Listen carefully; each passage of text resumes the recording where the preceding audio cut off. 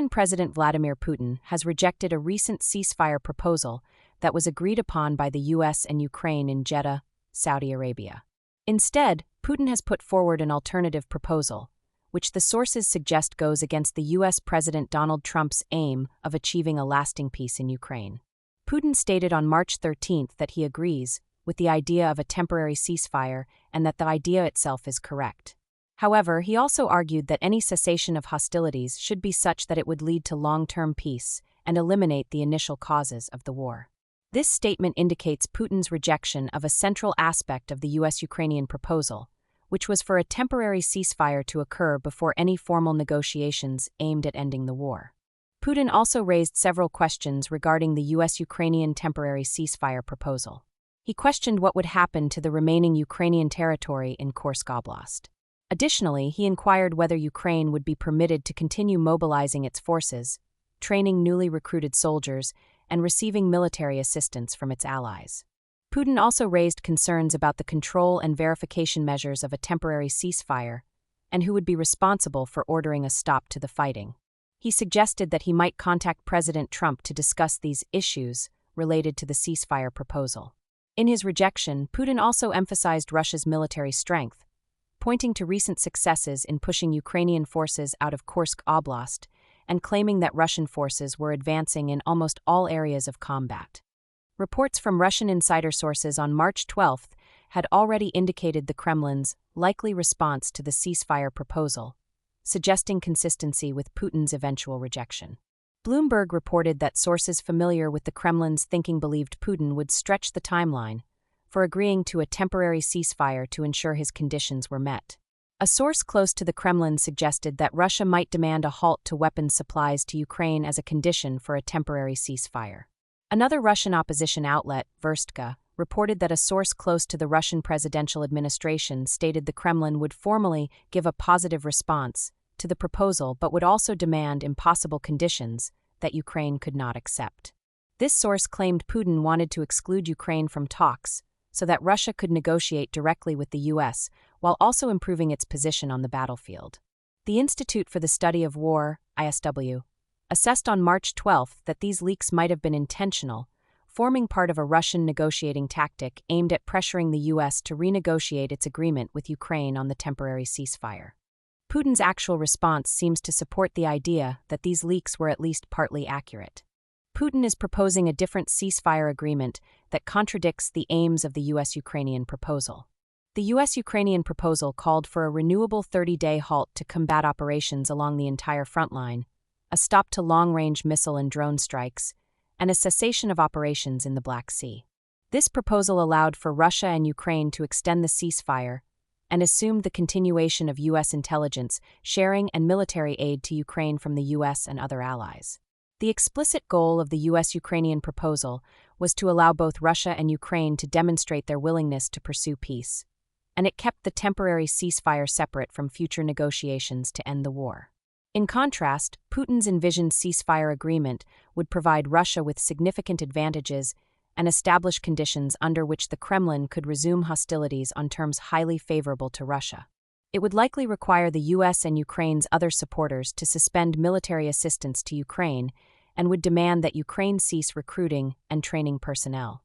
Such an agreement, if extended, would effectively begin to disarm Ukraine by preventing its military from rebuilding, training, and equipping itself, thereby giving Russia substantial leverage. Notably, Putin did not suggest that Russia would also halt its military recruitment efforts, the production of military equipment, or the receipt of military aid from its allies. This asymmetry would allow Russia to continue strengthening its forces while preventing Ukraine from doing so, enabling Russia to restart offensive operations with better prepared units at a time of its choosing. Given that Russian forces are currently on the offensive, according to Putin himself, these demands to prevent Ukrainian reconstitution appear intended to maintain or enhance Russia's ability to resume the offensive later.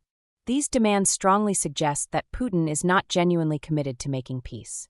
Putin's attempts to introduce a new ceasefire agreement with conditions that disproportionately benefit Russia disregard Trump's stated intention for the ceasefire to create conditions for negotiations towards a more comprehensive peace agreement in the future. An agreement along the lines Putin seems to be offering would undermine the U.S. administration's stated goal of achieving a sustainable peace in Ukraine, reinforce Putin's belief that Russia can defeat Ukraine militarily, and incentivize Putin to resume military operations rather than make concessions in formal negotiations to end the war. Putin is, in effect, holding the ceasefire proposal hostage, trying to extract preemptive concessions before any formal negotiations to end the war begin. He has refused to accept the US-Ukrainian ceasefire proposal on its own terms, and is instead demanding additional conditions that would directly serve the Kremlin's war objectives. U.S. Secretary of State Marco Rubio stated on March 11 that the U.S. would know what the impediment is to peace in Ukraine if Putin rejected the ceasefire proposal. The ISW continues to assess that Putin is not interested in genuine peace negotiations to end the war. Putin remains dedicated to achieving his long-term goals of installing a pro-Russian puppet government in Ukraine, weakening Ukraine's ability to defend itself against future Russian aggression, and preventing Ukraine from joining NATO. Putin's rejection of the ceasefire proposal highlights his commitment to securing his objectives in Ukraine, particularly Ukraine's demilitarization, and his lack of interest in any pause in fighting that does not result in Ukrainian capitulation or at least create favorable conditions for a future successful renewal of Russian offensive operations. Ukraine's perspective on Russia's actions was also presented in a video uploaded by the Ukrainian president's office. In the video, the speaker addressed Putin's response to the ceasefire idea as highly predictable and manipulative.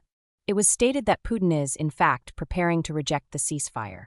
The speaker suggested that Putin is afraid to directly tell President Trump that he wants to continue the war and keep killing Ukrainians.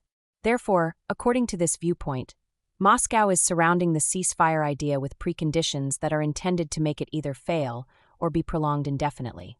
This is described as a frequent tactic of Putin's, avoiding an outright no, but instead delaying and making reasonable solutions impossible. This is seen as another instance of Russian manipulation.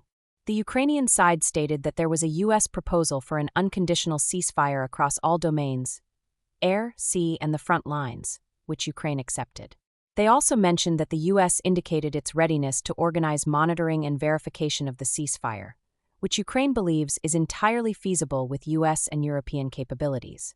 According to the Ukrainian perspective, the ceasefire period would be used to prepare answers to questions about long-term security and a lasting peace, and to present a plan to end the war.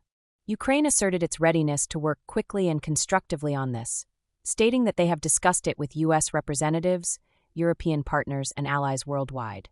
The speaker emphasized that Ukraine is not setting conditions that complicate the process, but that Russia is. It was reiterated that Russia is the only party stalling and being unconstructive because they need the war. The speaker accused Putin of stealing years of peace and continuing the war daily, and called for increased pressure on him through effective sanctions. The commitment to work with U.S. and European partners and everyone worldwide who wants peace to force Russia to end the war was reaffirmed. The importance of the Ukrainian warriors holding their positions, thus giving diplomacy a chance, was also highlighted. The speaker concluded by expressing confidence in securing a just peace for Ukraine.